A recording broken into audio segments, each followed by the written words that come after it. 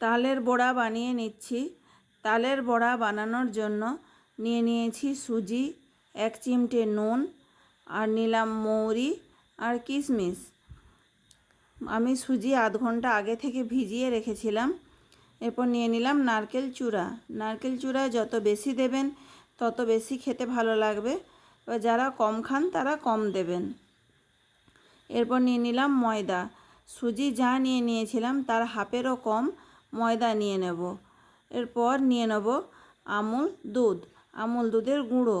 আমি সাদা রঙের যে প্যাকেটটা সে প্যাকেটটা ইউজ করেছি। এরপর এটা যে যার নিজের ইচ্ছা মতো ইউজ করতে পারেন। এরপর নিয়ে নিলাম চিনি। চিনিটা যে যার নিজের স্বাদ মতো নেবেন। তারপর নিলাম তালের মাড়ি। সব উপকরণ ভালোভাবে মাখিয়ে নিলাম। উপকরণগুলো সবগুলো একসঙ্গে যত বেশি ফেটাবো তত বেশি খেতে ভালো লাগবে।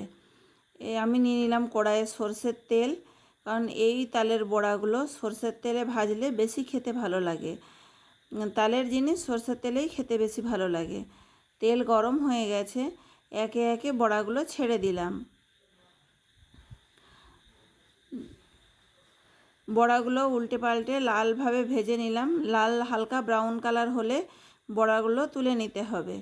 বড়া ভাজা হয়ে গেছে। তালের বড়া বানিয়ে খেয়ে দেখবেন বন্ধু।